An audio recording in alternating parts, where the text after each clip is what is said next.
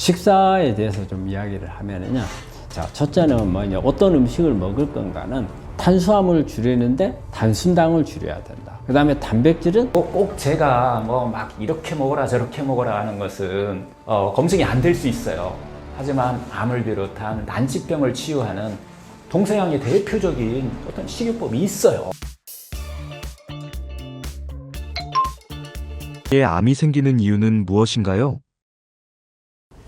이제 젊은 층들이 이렇게 이제 암이 발생을 하는 것은, 우리가 이 암이라고 하는 것은 내 몸 안에 있는 어떤 세포에 있는 핵에 있는 유전자들이 변이를 일으키는 거거든요. 근데 우리가 대개는 옛날에는 그렇게 우리 유전자에 자극을 줄 만한 그런 부분들이 적었던 거예요. 그렇지만 이제 나이가 먹어가면 갈수록 생리적인 기능이 떨어지고 세포를 만들 때 불량품이 많아지는 거죠. 그래서 이제 나이가 대개 50대를 넘어가서 불량품이 많아지면서부터 이제 암이 발생을 많이 하죠. 우리가 여기서 말하는 불량품이라는 것은 유전자의 신호가 오작동 되어 가지고 비정상적으로 이렇게 만들어지는 세포가 이제 암세포거든요. 그게 바로 한마디로 고장난 세포라고 생각하면 돼요. 고장난 세포가 계속 죽지 않고 빠른 성장을 하면 그게 이제 암이기 때문에. 그런데 최근에 와가지고 어때요? 여러 가지 이렇게 세포가, 특히 세포에 있는 핵에 유전자들이 고장날 상황들이 문화적으로 많이 만들어지고 있는 거죠. 우리가 전자제품 이런 거 쓰는 거, 그리고 우리가 음식에서 발암물질로 작용하는 거, 플라스틱 제품이라든지 다양한 이렇게 환경적인 요인들, 그 다음에 매연이라든지, 그리고 또 요즘에 워낙 바삐 살다 보니까 스트레스라든지 이런 부분들이 발암물질로도 작용을 하고 우리 몸 안에서 많이 산화물이 많이 만들어지게끔 영향을 준단 말이에요. 그럼 이런 부분들이 유전자 변이를 일으키고 또 이게 변이가 암으로 가요. 예전에는 50대 이후에 이제 나이가 먹어가지고 기계가 고장날 때쯤 돼서 오는 경우하고, 지금은 고장나기 전에 고장나는 다양한 원인들이 작용을 해서 만들어지거든요. 그러다 보니까 어때요? 젊은 층들이 이제 암이 많이 발생을 하는 거죠. 뭐 40대, 예전에는 40대만 오더라도 암이 상당히 빨리 온 걸로 취급했어요. 근데 요즘에는 30대, 20대, 심지어는 10대까지도 온단 말이에요. 그런 부분들은 내가 어떤 관리를 잘했으면 오지 않을 수 있는 이런 부분들이거든요. 그런데 특히 이제 젊은 층들이 이렇게 암이 왔을 때는 조금 더 우리가 신경이 더 쓰이는 게, 젊은 층들은 세포의 성장이 훨씬 더 활발한 상태란 말이에요. 나이가 먹어가지고 오는 사람들은 세포 자체가 이렇게 활발하게 성장하지를 않아요. 근데 젊은 층들은 세포가 성장률이 엄청 빠르고 활발하거든요. 그렇게 되면 결과적으로 암세포도 훨씬 더 잘 성장을 한다는 뜻이죠. 그리고 암세포도 기능이 왕성하기 때문에 이렇게 치료율도 더 떨어집니다. 치료율도 더 떨어지고 그렇기 때문에 애우가 덜 좋은 거죠. 그런데 여기서 우리가 젊은 층들에 있어서 하나의 희망을 볼 수 있는 부분이 하나 있어요. 나이가 드신 분들이 가지고 있는 면역세포, 젊은 층들이 가지고 있는 면역세포, 그리고 우리가 암을 공격하는 면역세포의 기능은 젊은 층이 좋아요. 그래서 같은 면역을 강화를 하더라도 나이 드신 분들이 왔을 때, 암이 왔을 때 이 면역세포가 작용하는 기능하고 젊은 친구들이 가지고 있는 면역 기능이 훨씬 젊은 층이 높아요. 그렇다면 면역 기능을 강화를 하면 훨씬 더 효과를 볼 수 있는 것은 젊은 층입니다. 그래서 이렇게 자료에도 보면 그런 부분들이 나와요. 젊은 층들한테서 이렇게 면역 강화를 했을 때 오히려 효과가 좋다, 이런 부분들이 있거든요. 특히 젊은 친구들은 저는 면역 기능을 강화를 많이 해야 된다고 생각을 하고, 또 젊은 층들이 암이 잘 발생하는 것은 어떤 문화적 요인들이 많다는 거거든요. 그러면 이런 부분들을 스스로 제거를 하지 않고 단순하게 수술이나 항암 방사선만 한다는 것은 어떻게 보면은 이게 그 당시에 관여는 되겠지만 재발 전이가 잘 발생할 수 있는 원인들은 그대로 가지고 가버리는 거예요. 그래서 젊은 층들은 참 안타까운 게 무조건 현대의학적인 치료만이 다다, 이런 부분들이 나이가 드신 분들에 비해서 좀 더 강해요. 그런데 오히려 젊은 층들이 조금 더 면역이라든지 그리고 본인들이 암을 유발하는 접촉된 요인들을 스스로 제거를 한다든지 이런 부분들에 대해서 조금 더 적극적으로 나섰으면 좋겠다. 그리 생각을 합니다. 암 환자 식사 어떻게 먹는 게 가장 좋을까요? 식사에 대해서 좀 이야기를 하면은요. 자, 첫째는 뭐냐, 어떤 음식을 먹을 건가는 탄수화물을 줄이는데 단순당을 줄여야 된다. 그 다음에 단백질은 너무 많이 먹는 것은 좋지 않다. 지방은 좀 늘리는 게 낫다. 근데 지방을 늘릴 때는 그냥 우리가 뭐 돼지고기, 뭐 베이컨 이런 데 있는 이 포화지방산을 보다는 오메가3가 많은 지방산이나 거기에 보면은 오메가3가 많은 것은 들깨라든지 아마씨, 햄프시드 이런 게 많고, 그리고 이제 우리 이제 단순 불포화 지방산으로서 좋은 것은 올리브 오일이나 아보카도. 그래서 이런 불포화 지방산 섭취를 많이 하는 게 좋겠고, 그리고 이런 걸 항상 섭취할 때는 우리 비타민이 이런 부분들이 많아야죠. 비타민은 우리가 미토콘드리아 에너지 만드는 데도 관여를 하지만 항산화 작용을 많이 가지고 있고, 그래서 에너지 대사하는 데 도움이 되기 때문에 이런 부분들을 같이 섭취하는 게 도움이 되겠는데, 자, 이제 그 다음에 이제 그건 이제 음식이고, 자, 음식을 이제 언제 먹는 게 좋을 건가? 이런 부분에서는 때가 있어요. 그래서 우리가 이제 아침, 점심, 저녁 세 끼를 먹잖아요. 세 끼 중에서 어느 때 제일 많이 먹어야 될 건가? 일단은 아침을 가장 많이 먹는 게 좋은 걸로 돼 있어요. 아침을 많이 먹었을 때 우리 생리적으로 이 먹은 음식을 소화를 가장 잘 시킬 수 있을 때 아침이거든요. 그래서 특히 아침에는 탄수화물을 많이 먹는 게 좋다고 돼 있어요. 탄수화물에 대해 인슐린도 그때가 많이 나오거든요. 그리고 소화효소도 많이 나오니까 이때 먹는 게 좋겠고. 근데 이제 지방을 먹을 때는 가능한 이제 점심 때 먹는 게 좋겠고. 왜냐하면 오후에는 에너지를 많이 쓸 일이 많으니까. 지방에는 칼로리가 많잖아요. 그래서 칼로리가 많은 게 들어왔을 때 안 써버리면 비만될 수 있으니까 점심 때 지방을 많이 먹고. 그 다음에 이제 저녁에는 어떤 영양소든지 간에 가능한 적게 먹는 게 좋겠고. 이런 것은 이제 우리 일주기, 하루에 일과에서 어떻게 먹는 게 좋을 것인가 하는 방법이고, 그 다음에는 이제 우리 식사 방법이죠. 식사 방법. 여기 안 좋은 방법들이 몇 가지 있죠. 우리가 어때요? 첫째, 식사 시간. 식사 시간을 짧게 하지 마라. 되게 일반적으로 우리가 강조하는 식사 시간이 30분입니다. 30분에서 1시간. 근데 우리 한국 사람들은 거의 대부분 10분 이내에 끝나죠. 근데 의도적으로 30분을 늘릴 필요가 있어요. 근데 30분으로 늘리려면 어떻게 해야 돼요? 씹는 것을 자주 여러 차례 하는 수밖에 없어요. 우리가 음식 한 숟갈 먹고 한 30분에서 한 100번 정도. 근데 우리가 일반적으로 10분 만에 밥 먹는 분들 보면은요, 몇 번 우물우물하고 삼켜버리죠. 이제 그리 되면은 이제 위가 부담이 되고, 그리고 이제 우리 작은 창자는 이런 데서 부담이 되기 때문에 오히려 안 좋은 우리 장내 환경을 만들 수가 있는 부분이니까. 그래서 식사 시간에 일단은 30분 정도 이렇게 넉넉하니 잡아서 먹는 게 좋고, 그리고 씹는 것을 좀 자주 씹어야 돼요. 그 입안에서 우리가 음식을 가지고 있는 시간이 길수록 좋습니다. 그거는 이 생각해 보세요. 입안에서 음식을 씹고 있으면 위에서는 지금 씹고 있으니까 조금 있으면은 이제 내려 보내줄 거야 계산을 하는 거예요. 그럼 자, 이 음식이 들어올 때 이 음식을 소화시키기 위해서 나는 뭘 준비하느냐? 여러 가지 단백질을 소화하는 효소나 위산을 준비를 해요.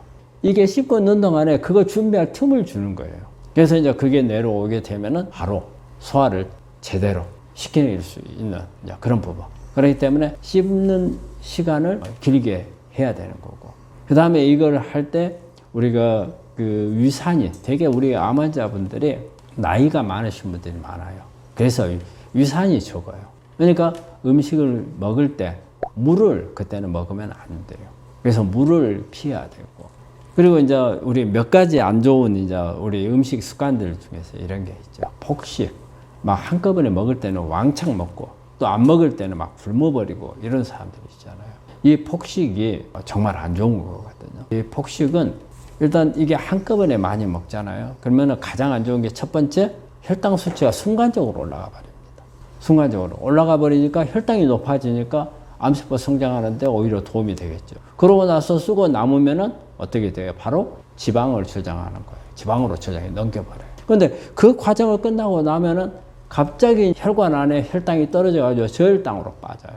왜냐면요, 우리가 많이 먹으면은 우리가 음식이 우리 몸 안에 들어오겠지만 이걸 소화하기 위해서는 인슐린이 몽땅 나오거든요.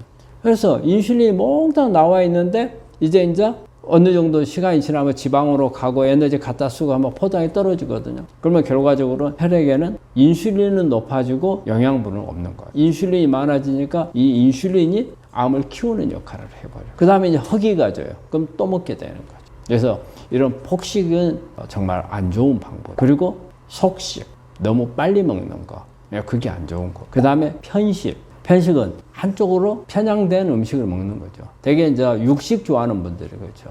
육식 좋아하는 분들이 고기만 먹고 야채라든지 물도 잘 안 마시고 이런 거 안 하잖아요. 근데 고기 중에서도 또 어떤 거예요? 전부 다 인스턴트 식품이나 패스트푸드 아니면 가공육 이런 거를 좋아하죠. 이런 식으로 한쪽에 편식되어 있는 부분, 이 음식 습관이 암 환자들한테 이건 교정을 해야 되거든요. 그래서 어떻게 해서든지 내가 영양소, 태우는 영양소가 많아지는 방법을 찾아야 돼. 태우는 영양소는 일단 채식이에요. 채식을 같이 따라가 줘야 돼요. 그런 부분이 있고 또 하나 이제 안 좋은 부분이 간식. 간식인데 특히 야식, 저녁에 간식을 먹는 거. 저녁에 간식 먹는 것은 먹고 나서 어때요? 자버리잖아. 그러니까 필요 없는 영양소가 들어오게 되는 거고. 또 하나는 우리가 먹고 나서 나는 자버리는데 내 장은 일을 해야 하잖아요. 일을 해야 되기 때문에 내 몸은 또 혹사를 해야 하잖아요. 그리고 또 안에서 산화물들이 몽땅 만들어 있잖아요. 암을 키우는데 영향을 줄 수가 있는 거죠. 또 하나요. 그 다음에 나는 짠식이란 말을 해요. 우리 한국 사람들이 너무 짜게 먹는 거. 이런 부분들은 우리가 짠 음식은 되게 이제 나트륨이 높잖아요. 그래서 나트륨은 우리 몸 안에서 염증 역할을 해요. 그래서 염증을 많이 일으키는, 특히 위암 같은 경우는 이게 짜게 먹는 사람들이 위암에 잘 걸리거든요. 위 점막에 염증을 일으켜서 그러는 겁니다. 그게 바로 암을 일으키는 원인도 되거든요. 그런데 우리 환자분들이 이게 이제 소금 이야기가 나오니까 제가 좀 말씀드려야 될 것 같아요. 요즘에 막 소금을 먹어야 된다는 이야기들을 많이 해요. 근데 그게 논리가 뭐냐면요. 이 소금이 우리 면역세포가 어떤 암세포를 죽이려면 효소가 있어요. 그란자임이나 포포린이라고 하는 효소가 있어요. 이거를 활성화시키는 기능이 나트륨에 있다. 그렇기 때문에 면역 강화를 하기 위해서는 나트륨을 많이 먹어야 된다. 나트륨이 많은 게 소금이다. 그래서 소금을 먹어야 된다. 그런 이론으로 지금 하고 계시는데 이게 있어요. 나트륨을 많이 먹으면 세포 탈수가 옵니다. 세포 안에 물을 쫙 빨아내요. 그래서 세포 안에 물이 부족하게 돼요. 그러면 이 세포가 물이 부족하면은 암세포로 넘어가는 원인이 돼요. 특히 세포 안에 물이 부족하게 되면 우리 집에 물 없으면 설거지 못 하잖아요. 설거지도 못 하고 화장실에 대변 봐놓고 냄새 나는데 물 내려야 될 건데 물이 없으면 어떻게 돼요? 온 집안이 냄새에 있고 그 다음에 집안 청소도 못 하니까 불결해지잖아요. 우리 세포도 마찬가지예요. 세포 안에 물이 부족하면은요, 우리가 에너지 만들면서 만들어진 이런 산화물이 특히 ROS 같은 것을 정리가 안 돼요. 빨리 빼내야 되는데 못 빼내요. 그래서 정상세포가 그러다 보니까는 유전자 변이가 와가지고 암세포로 넘어가 버리죠. 그런 부분들이 발생을 하는데 소금이 그렇게 탈수시키는 역할을 해요. 그리고 또 마찬가지로 이제 우리 면역세포에서 면역을 강화한다고 했는데 반대로 오히려 면역을 떨쳐버리는 역할을 하는 경우도 많아요. 오히려 소금을 먹음으로써 여러 가지 안 좋은 게 그런 면역세포 기능도 높이는 게 아니고 떨쳐버리는 그런 논문들이 오히려 더 많아요. 근데 우리 그 소금을 권하는 분들이 이 면역세포 때문에 그런다고 하는데 저는 그거는 아니라고 보고 또 소금을 많이 먹게 되면 또 어떤 문제가 생겨요?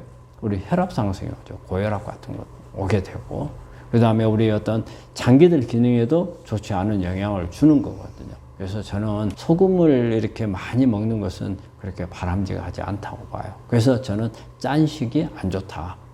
그런 말을 하거든요. 그래서 이게 그 어떤 음식을 어떤 방법으로 먹느냐, 그 다음에 언제 먹느냐, 어떤 것들을 먹느냐, 이런 부분들이 다 중요한 것 같아요. 제가 말씀드린 것을 좀 참고로 하시면은 우리 식단을 하는 데 있어서는 좀 도움이 되리라고 생각합니다. 암이 사라지는 식사법을 알려주세요.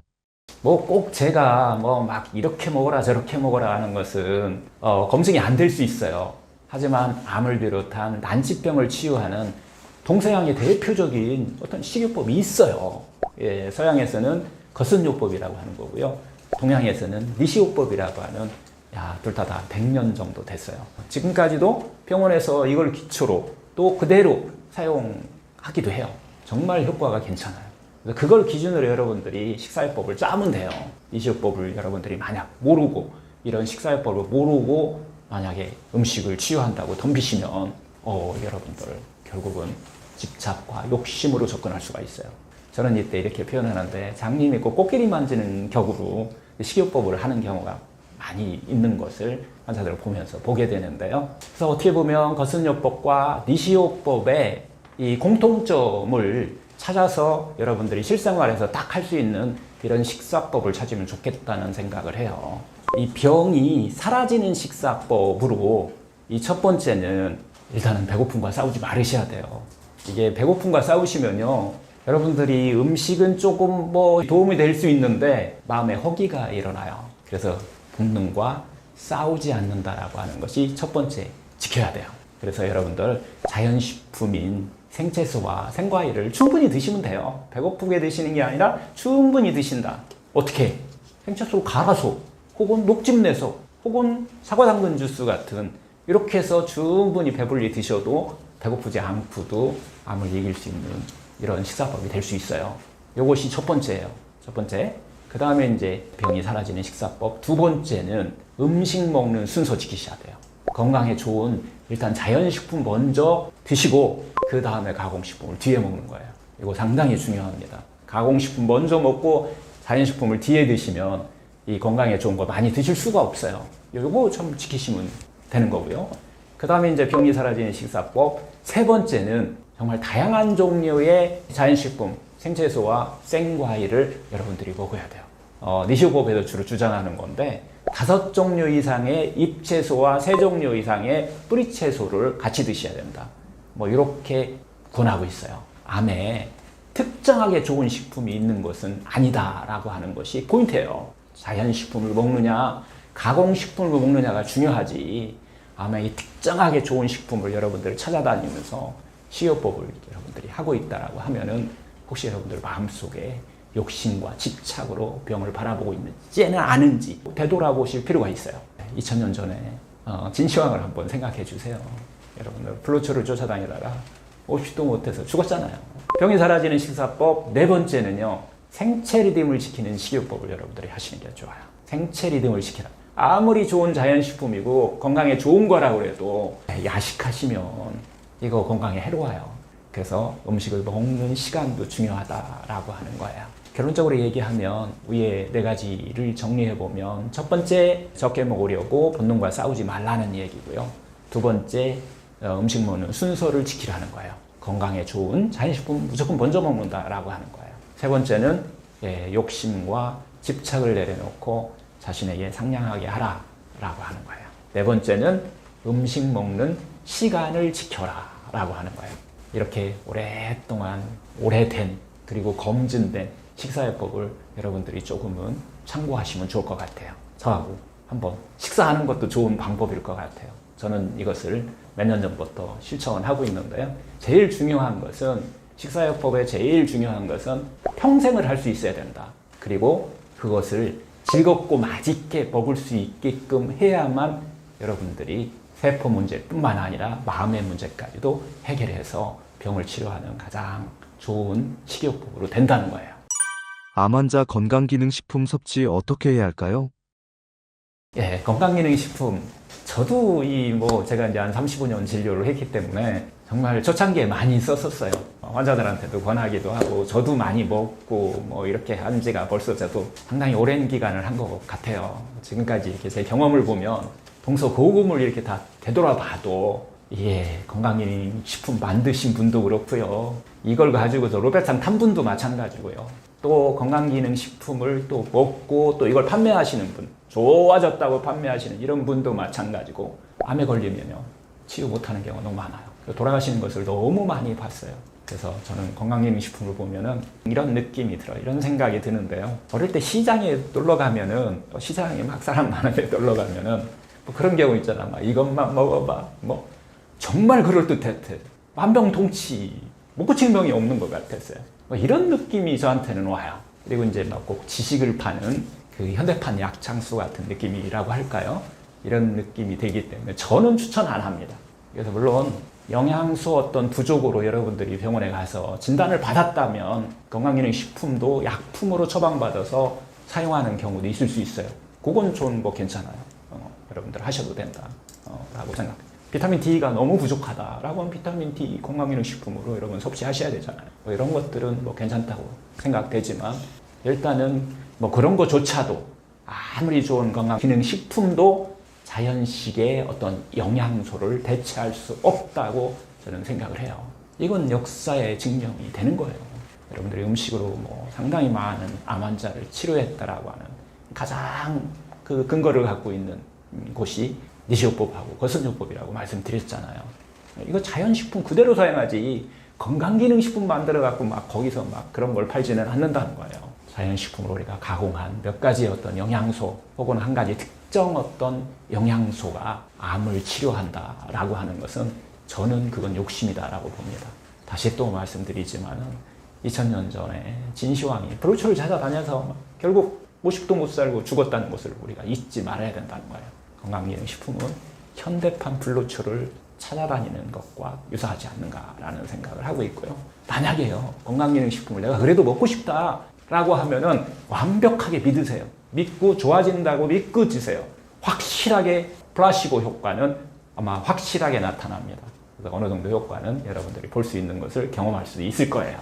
암을 만드는 의외의 식품이 있을까요? 일단 암을 유발하는 음식은요, 이거 의학적으로도 아주 중요해요. 그렇기 때문에 다양한 연구가 이루어졌어요. 상당히 많은 연구들이 이루어졌는데요. 그래서 이제 세계보건기구에서 암 환자를 위한 음식, 즉 발암물질이 되는 음식을 다 분류를 해놨어요. 이걸 기준으로 보시면 돼요.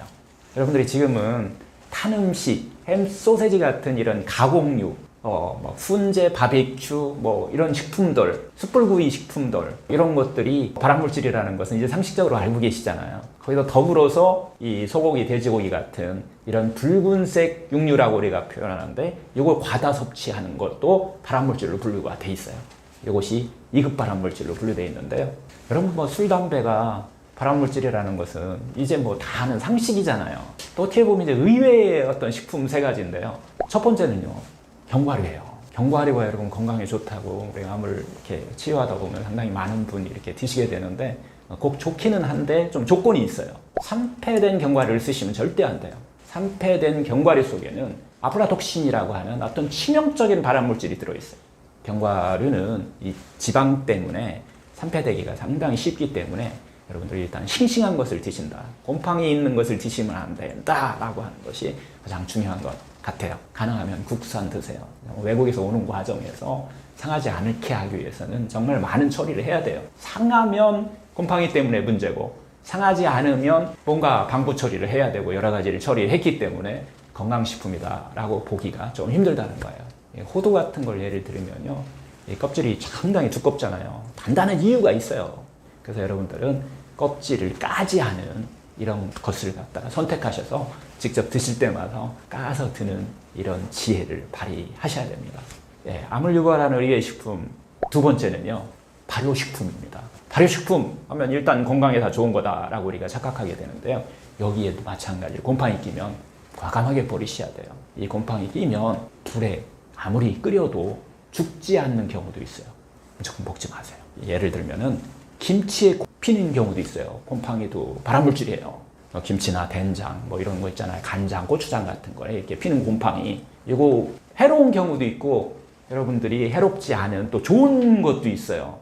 이거 색깔로 구별할 수 있어요. 색깔로 구별하시면 돼요. 흰색 곰팡이 같은 경우가 있어요. 김치에 피는 흰색 곰팡이 많이 우리가 볼 수 있잖아요. 이건 곰팡이 아니에요. 효모예요. 먹어도 됩니다, 이것은. 그런데 만약 색깔이 변해가지고서 파란색, 초록색, 뭐 검은색 곰팡이가 딱 보이잖아요. 이것은 부패되고 있는 경우예요. 부패된 거예요. 이건 먹으면 안 돼요. 이런 것들은 과감히 버리셔야 될 것 같고요. 세 번째는 기름이에요. 고온으로 튀긴 음식이에요. 기름에 고온으로 튀긴. 여러분들 감자튀김 같은 거 이래 나오면 뭔가 건강한 식품 같이 이렇게 그런 느낌도 들잖아요. 그런데 이렇게 기름으로 튀긴 이런 감자튀김은 상당히 발암, 즉 암을 유발하는 물질로 바뀌어 있는 거예요. 이 탄수화물이 풍부한 이런 음식이요, 온도를 가열하게 해서 막 튀길 경우 있잖아요. 이러면은 발암 물질인 이 아크릴아마이드라고 하는 성분이 그 속에 함유되게 돼요. 그래서 결국 바람을 만드는 물질로 바뀌어버리는 거예요. 이런 건강하다고 생각되는 이런 감자튀김 같은 경우도 너무 가공을 한 것들은 여러분들이 좀 피하시는 게 좋다, 이렇게 말씀드리고 싶어요.